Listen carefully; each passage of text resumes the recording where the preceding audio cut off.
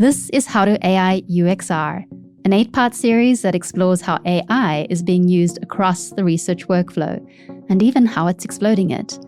In each episode, I'll talk with someone who's volunteered to show a thing, so screens on. If you haven't seen it yet, the series pairs with the How to AI UXR map, a 5-page map that will help you pinpoint your AI maturity level and offers practical, real-world applications you can adapt for your research systems. Find the link in the show notes. I'm Kate Towsey, and this series is brought to you by Strela, the AI-powered customer research platform. In this episode, I'm joined by Amanda Amyx, Senior Director of Design and Research at Hatch. AI moderation is possibly the most controversial of the AI use cases. Amanda's been running AI-moderated studies for the last 6 months and brings a researcher's level head to the conversation. We get into the supplemental benefits of AI moderation as part of a mixed methods approach, where it's enabled her team to deliver more value and scale than ever before, and why it's still a tool that requires thoughtful articulation. If AI moderation has felt like a gimmick or too much of a risk, this episode will help you pressure test how you might usefully leverage it in your own practice. Amanda, it is so nice to meet you. We haven't met before, so This is the first time. Yes, very nice to meet you, and thank you so much for having me today. Oh, it's my pleasure. So we are going to be talking about the topic of AI moderation, which I am particularly excited about because AI moderation is one of those topics that, for me at least, from what I've seen in the community a year ago, was horror. Yes. Oh my gosh, why would we ever hand over interview moderation to an AI? Like many things, I have at least seen that the conversation has moved where people are more, I don't know if I want to use the word embracing, but much more open to the idea of using AI or augmenting research with AI and even using AI moderation. Mm-hmm. So what has your journey been in terms of AI moderation? Have you always been a fan, or has it taken you a while to kind of see its value? Yeah, that's such a great question. And you're right. I think it's on so many researchers' minds. It's interesting. I've been kind of in different chats with different researchers in my network about the topic. And it's been everything from like lamenting the skill and art of asking questions, and just a lot of suspicion on kind of data quality and all of those things. And I think my journey, of course, has been, wondering the same things and kind of its role in the research toolkit. But I'll say that where I stand today is definitely more optimistic about the tool than maybe suspicious. And we have been, at the company I'm at currently at Hatch, we have been using it pretty consistently for the last 6 months. And I could just, touch on the journey that I've had specifically with even like discovering this tool and its role in the toolkit. So maybe I want to say in July of last year, we as a research team did almost like a benchmarking of what AI native tools existed in the world. And so in the end, we actually did, 9 different demos with different AI native platforms and had an evaluation, a kind of rubric that we were measuring the different feature set that they had and really trying to also complement the things that we have today that are tried and true, the tools that we rely on as a business. And the one that really stood out to us and, this idea of like AI moderation started to come up in these feature sets, not so prevalent, but in a few of them really interesting. One that we really enjoyed was called Strela AI. And specifically for the AI moderator was kind of the key differentiator that we saw.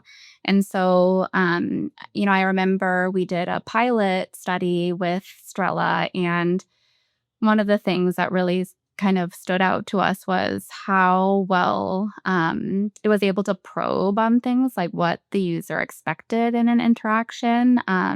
Whereas when we had done kind of similar studies in unmoderated, classic kind of screen recorded unmoderated interviews, it would miss those kind of small details, like asking what somebody would expect, or just what they would want to do. So anyway, we have been working with Strella now for 6 months, and it's been really, really exciting to just keep experimenting with what AI moderation can do. And so transparency for the listener is that this series has been sponsored by Strella. And actually the whole How to AI UXR map has also been sponsored by Strella. So it's been extraordinary to be able to do this work. You mentioned that there was this moment where you realized, wow, actually this is doing a pretty good job of, it is able to moderate an interview. What was that? Do you remember what you were thinking and feeling in that moment? It I imagine that would have been kind of an extraordinary, like, oh my gosh, moment. I mean, that moment for me was when in a demo, I actually interacted with the AI moderator myself. So that was my aha moment. It was really interesting because the topic kind of started with a little bit of like rapport building, and then went into asking me very specifically to interact with the prototype. And I remember being kind of laughing a bit at the beginning rapport building with the moderator. It was kind of, almost answering in any sort of other interaction you might have with, like, I feel like automated voice calls is maybe the best analogy, like when, you're getting triaged in some way. And that part didn't impress me as much. But once we got into the actual prototype evaluation, the way that it was prompting me on different things I was saying about the critique of the tool was really impressive. And so I think with any sort of tool, like, the seeing is believing. And so for me, it was like, this does a pretty good job of following up with things that I've said. And especially for that prototype use case, like, I found it to be really, really useful. Now, going back to kind of like the kind of funny rapport building in the beginning, like, that's something that I've learned along the way, is that maybe not asking so much about, so many open-ended kind of qualitative questions, though we have used it for that too. So it's like, it's a little bit, there's still skill, I guess, in like designing the actual study. And, that is the role of the researcher, is to say how much of this feels authentic and genuine to what you're studying and what you want to learn.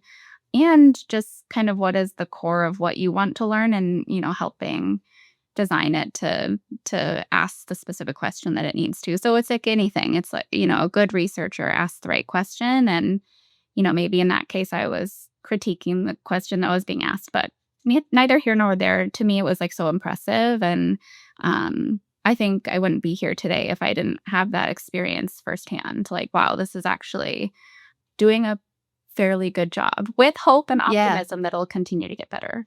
Yeah, and I'm sure it will continue to get better. I love that you make the point that, we've got to be articulate for these tools. You don't just plug and play even an AI moderator and expect that it's going to do the most.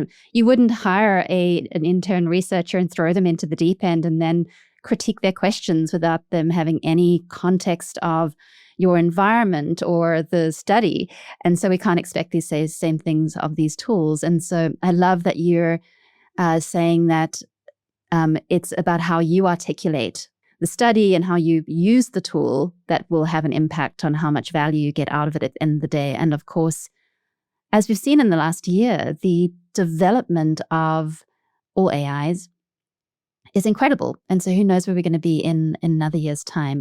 I've given up thinking about the future beyond 6 months, because I just don't feel I can make any predictions at this point. It's felt like already the last 6 months has been such a revolution in the way that we're using all of these tools, from synthesis to data collection. And I think the data collection, yes, there's so much that's, critical thinking that still has to go into, yes, the questions that are asked, where you want the AI moderator to actually probe into, and like the level of probing to dig into. That's been something that's been really nice. Again, on the Strella tool itself, is that you can kind of define how, like, which areas you want the moderator to go deeper in. And that would be, it's the same as doing a human moderated interview, detailing where you want to probe deeper. And so, yes, the questions are still so important. And I think these AI tools also help us generate, and have a starting point of what questions to ask. But the refinement, I think, is still important because, my favorite design principle of all time is garbage in, garbage out. Like, you still need to ensure data quality, and like that starts with the right question. So that's then something that we've been, again, like experimenting with, and just where to probe, how much to probe, how much of like the question that we've written is said verbatim versus kind of like extrapolated on. So yeah, lots of different use cases we've been trying out. So you've got something to share with us today. As you know, this series has been a show and tell type series. What are you going to share? Yeah. So we've been using, I'll say we've been using AI moderation for a breadth of studies, or anything from, understanding what wellness means to just the general consumer, the gen pop consumer, to surveying our own customer base on different prototypes, whether it's clickable prototypes or message testing for marketing. So it's been really experimental, but the one that I wanted to show was specific to a study we were doing around like which growth audience we want to pursue. So it was a pretty comprehensive study. Like, we started with segmentation, and we did a lot of kind of like follow-ups then on the segments that we knew were um, viable for us as a business. So the ones that we really wanted to target and know deeper. And I think like in that phase of research where we were trying to go deeper to know the audience that we were ultimately trying to serve with our product offering, we did a lot of different things, and using Strella to actually ask about different brand affiliation with this consumer, and also to learn about kind of what routines even look like for them, like a core foundational. We're kind of always doing that research. The company that I work on is a sleep wellness bedside device. And so understanding like what sleep looks and feels like for people is really important for us. And so with this like new growth audience, it was wondering what we could learn at scale about how they're approaching sleep and their wellness and what brands they trust. And so I'll show you a little bit. What I'll show you is just some of the synthesis that came out of that research. And this is a fig jam board of just how we pulled in actually quite a lot of like screenshots directly from Strella of the AI synthesis that it did for us. So the first study was around brands, and we actually built off of and supplemented this Strella study with a survey that we had done. And really the question was like, of which brands do you most relate to? So this was like a closed-ended question. We also asked verbatim, like, which brands in the wellness space do you trust, and do you purchase, do you trust, do you rely on? And then we're able to also in this blue bring in kind of what we heard specifically from the AI moderated interviews. And so this is a good example of using like a mixed method approach to not only do skilled surveys, but this was the natural language of what brands were mentioned. So in the study itself, what's the brand you trust most and why? And it's really helpful because one of the things that this tool does is actually automatically highlight reels of different thematic things that were said in the interviews. So you can see that one of the most thematic things here was trust in brands with consistent quality and reliability. So, that leads us to this insight that consumers are really trusting brands that deliver high quality, reliable products. and kind of like skepticism towards like generic brands, reliance on brands that provide solutions for very specific needs. So this was one that we were really excited to kind of have like the natural language behind kind of why. Can I hop in there? Because I think you said something really interesting I want to dig into. And so what I'm hearing is that in doing the survey up front, you've been able to give the AI moderator all of that information, and they've then be able to, just like a human that would have gone through that survey data and understood it. Of course, when we're talking about AI, we could put everything into rabbit quotes, understanding and thinking and all those kinds of things. But it's given the AI a lot of context. And is that true? Is that how you've approached it? Yeah, in this case, that was actually not what we did. We more looked at all of the data side by side. So it was like Right. kind of comparing, are the things that we're hearing in the AI interviews the same as we heard here in the survey, the same as we heard open-ended in the survey, but then also closed-ended. So it's like different ways of kind of triangulating like what are the top brands. And what's really helpful about, open-ended verbatim in this format is that we're able to kind of hear what people readily say are their most trusted brands. But what you're talking about, where it's kind of like building on knowledge base, I think that that's something that I have yet to dig into within the Strela platform specifically. There's like this powerful thing of being able to actually search across different projects and kind of see thematically, and maybe even using that to like prompt a new study. But in this case, it was more of like a comparison point, and that's where it's like, it's really a fundamental belief of mine so far as I've been using this tool set, is that AI moderation can be a very powerful like supplemental tool to the things that you're already doing. What I really like about this is that something that came up time and time again in the How to AI UXR research was that you have to, as a researcher, you still have to be steeping in the data to understand whether it's good, whether outcomes are good or not. And you can be doing eval practices, right? But that's never going to replace steeping in the data and understanding it. And so what I'm hearing here is that you've got the AI moderator doing qualitative interviews around the survey data, and it sounds like you had other forms of data to be able to, as humans, sit and compare all of this, and therefore be able to gain more richness than you would have been able to do before. Yes, it's truly another source in my opinion. It's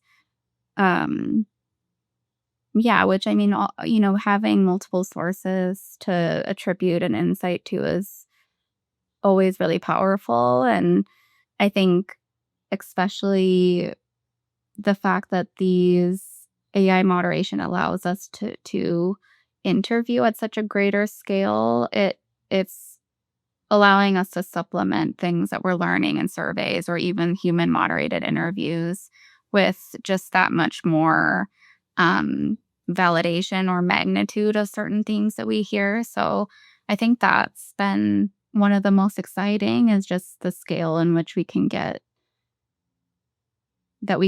data from also like a natural language source, which is, people just speaking freely and conversationally about these topics of, brands that you trust. Or I mentioned we also did kind of like wellness routines. Yeah, I can show you that one too. So that's let's go for that. This was maybe a good example of where we were just trying to use different sources to understand like what brands come to mind when in the wellness space, and also like the qualities of the brands that people trust or don't trust.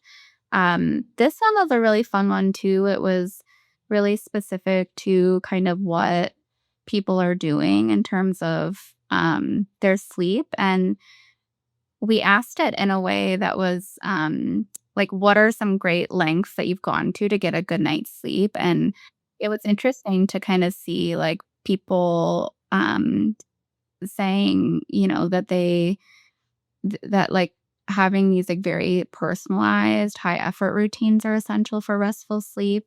And that they also like have this awareness that some of their like digital habits are maybe not helping them get good sleep.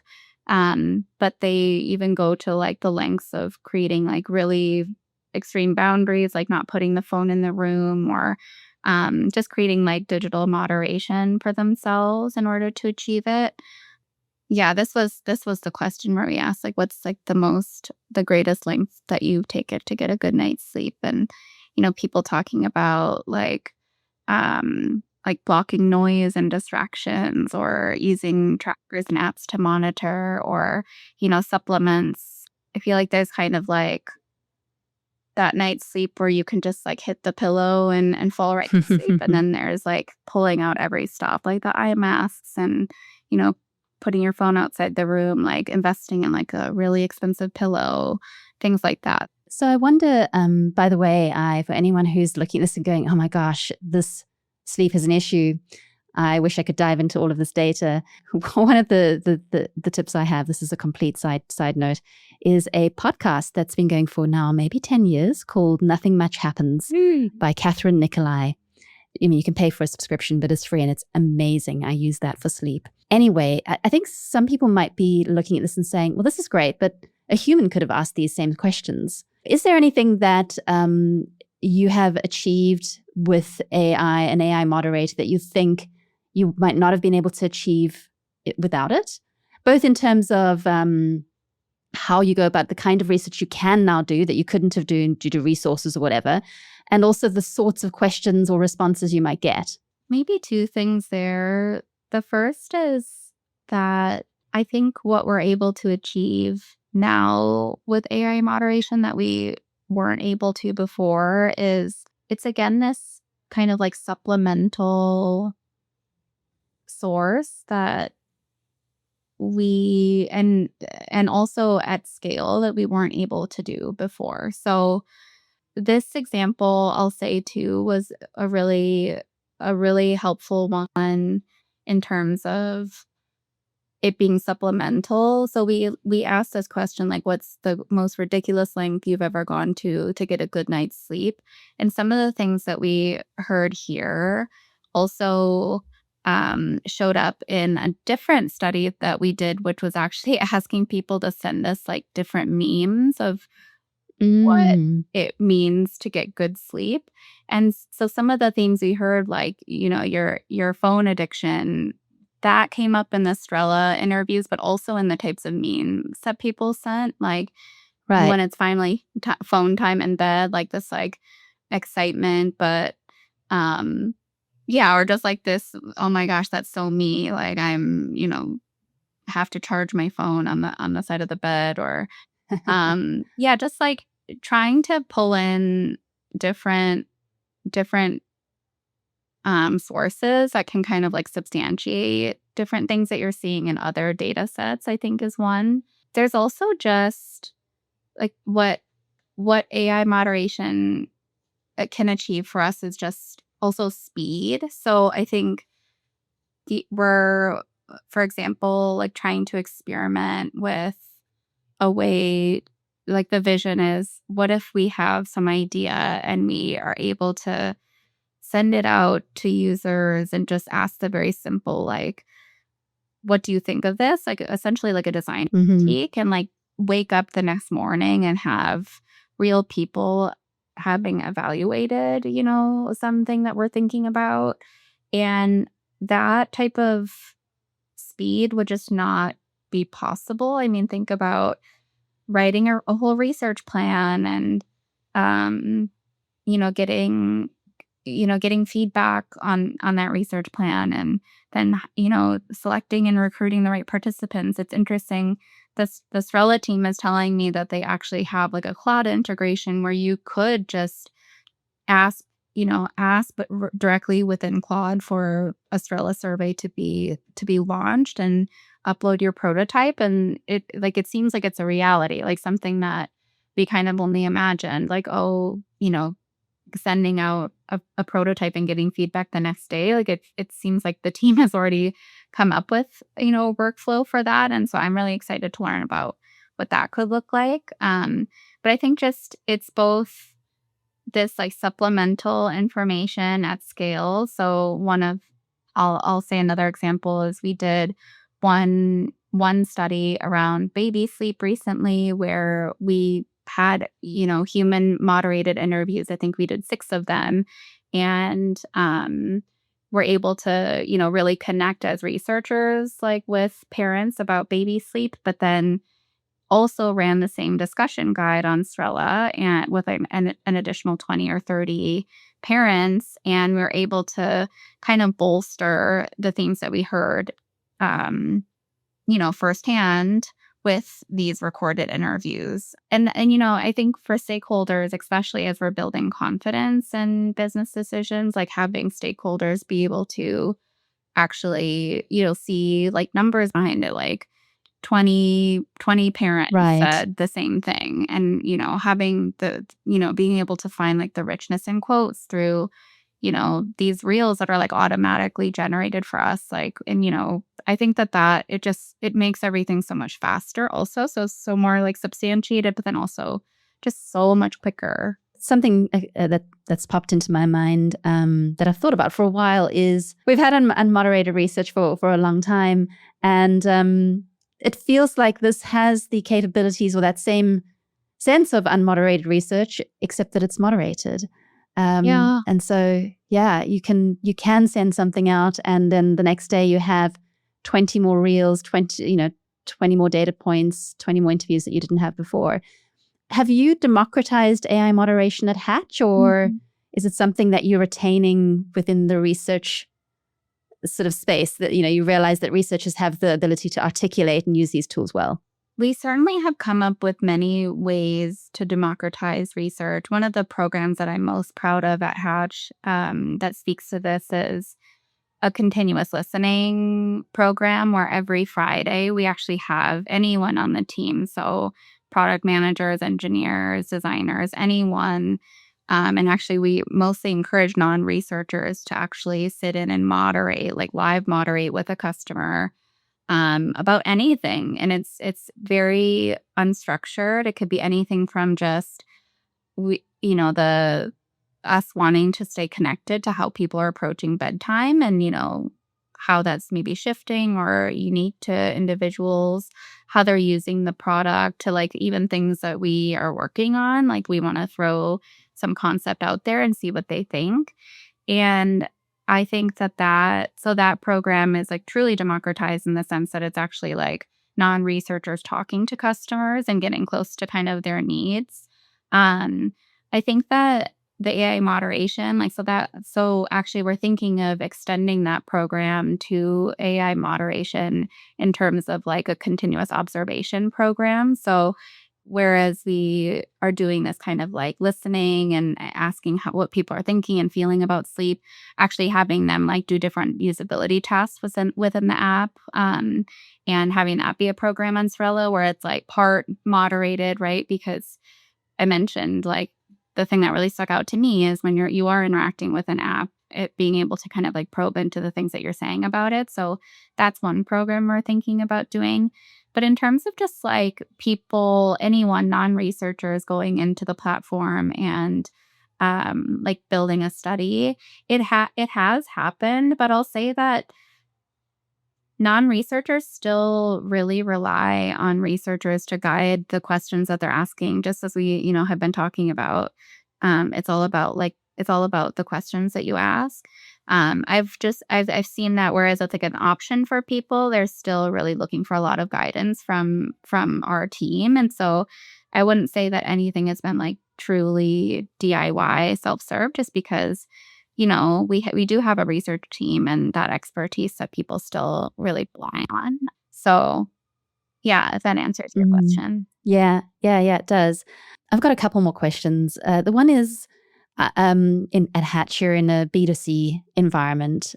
Do you think that that's B2C is a better use case for AI moderated versus B2B? I mean, I've certainly worked in B2B contexts in my career, and I think, again, we're all kind of, as just a research community, like it's the Wild West. Like we're just trying to figure things out and experiment with ways that it's useful for us.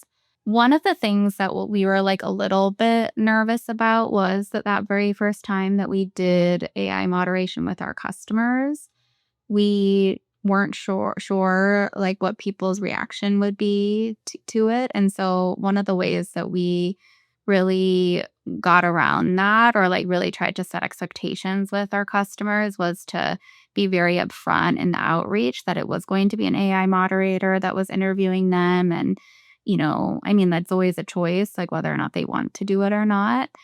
I mean, I could see in a B2B context, like those are like client relationships that you're trying to hold. But I mean, it's the same as B2C. Like Mm. we have a contract with our customers to, be good to them and to serve them well in every respect. And so I think just having, yeah, maybe it is just respect for our customers by like being upfront. Like we really value your feedback and we're using this new tool to collect it. And like, doing all of that upfront kind of expectation setting was what made us feel ultimately the most comfortable doing it with our customers.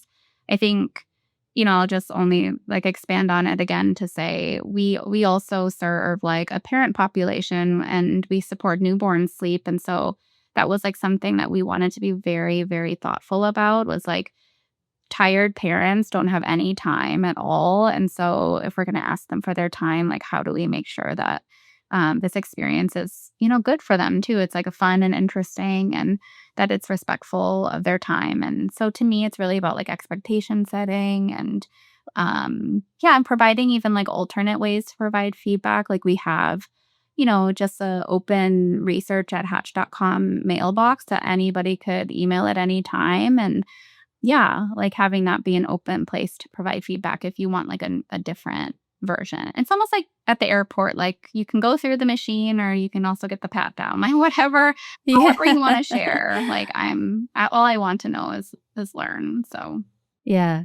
It strikes me that with AI moderation, you can, as a participant, you can do the interview at your own time. You don't have to be there at a particular time to meet the human. So as a parent with a baby that's perhaps not sleeping and it's maybe 3 a.m.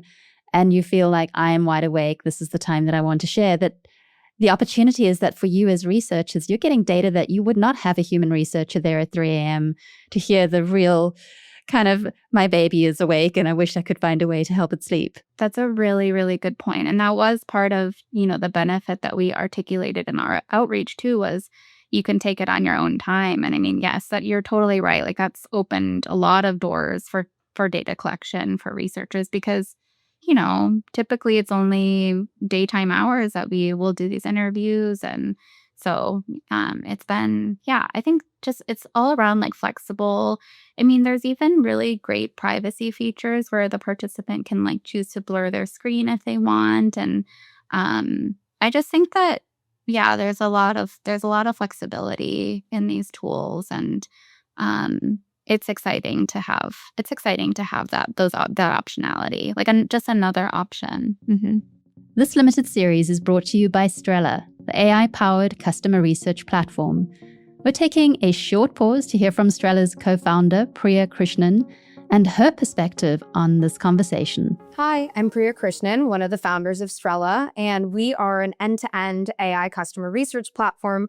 We use AI to help you come up with the right questions to ask, then run voice-based AI-moderated interviews and synthesize the results instantly. You can think of us as this trusted research partner that takes you from question to insight, developing, running, and analyzing real customer interviews in just a few days rather than weeks. There's a moment in Amanda's conversation that quietly reframed the whole scale and speed argument for me. She was talking about interviewing parents for baby sleep, and Kate made a point that actually stopped me. A parent that's awake at 3 a.m. with a newborn who won't go to sleep is never going to be on a human researcher's calendar. That interview never happens. Not because the parent has nothing to say, they actually have everything in the world to say right then, more than they'll ever be able to reconstruct at 2 p.m. 3 days later, but because there's no human available on the other end at 3 a.m. And I think we've been selling AI moderation slightly wrong by calling its big advantages speed and scale. Those words make it sound like the same research, just more of it and faster. When in reality, the 3 a.m. parent isn't more of the research we were already doing. It's research we structurally could not do at all before. There was no version of the old model where you reach that person in that moment. The async, always available moderator doesn't compress a thing that used to take longer. It makes a previously impossible conversation now possible. And the reason that matters is because that 3 a.m. version is the most honest version.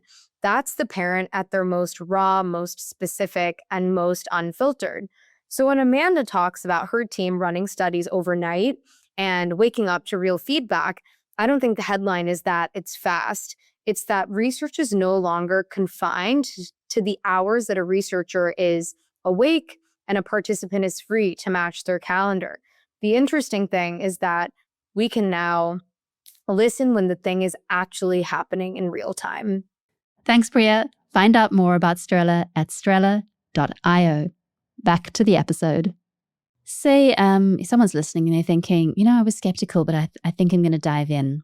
What is your number one bit of advice for them as they start to use AI moderation in their practice? I think it would be, first of all, trying it yourself. Like being a participant, it's always, it's so interesting to be on the other side and experience what the participant or user is feeling and thinking as they're like interacting with this new technology. I think from my perspective of just always believing in innovation, I think having an attitude towards like wanting to improve it or how your experience can make it better is always a good one to have. So try it first, I would say, like as a participant and experience what it feels like to be interviewed by an AI moderator. Because for me, that was like an unlock moment, like where I thought it was fascinating. Another one would be just piloting something. So piloting, maybe it's something that's like low stakes. So I mentioned like, we were just trying to supplement our learning with just Gen Pop understanding of, what brands they're looking at and how they're approaching routines. It's like some things that we kind of already knew. So maybe it's like starting with something that you kind of already know or feel you have expertise in and like seeing, is it getting it right? Like, is it really supporting what we maybe already know? And then just like kind of like increasingly, like maybe that has been my journey. It's like giving it increasing responsibilities in a way, like as you would like, getting used to any new tool or companion or intern. in a way. Like, yeah, your intern.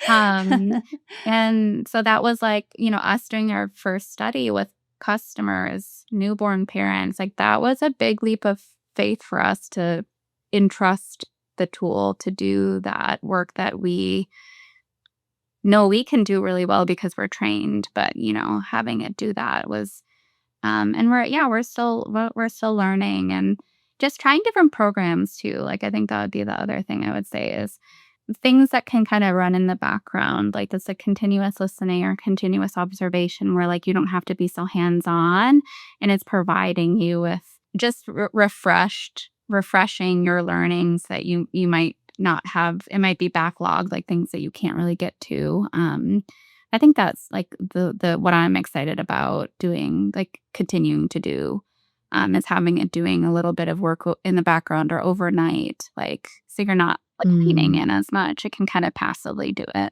That is a brilliant checklist for someone who's kind of on the edge and thinking, do I dive in? Amanda, it's been so good to meet you and learn more about your work. Yes. Thank you very much for sharing. Yeah, likewise. I hope it's useful and it's amazing to be able to kind of connect to the research community in this way. So I appreciate you having me. It's my pleasure. Thanks for listening to How to AI UXR. This series was produced by the Research Ops Review and sponsored by Strela, the AI-powered customer research platform. Find the How to AI UXR map in the show notes. The map details how research professionals worldwide are augmenting UXR at the crawl, walk, and run levels of complexity.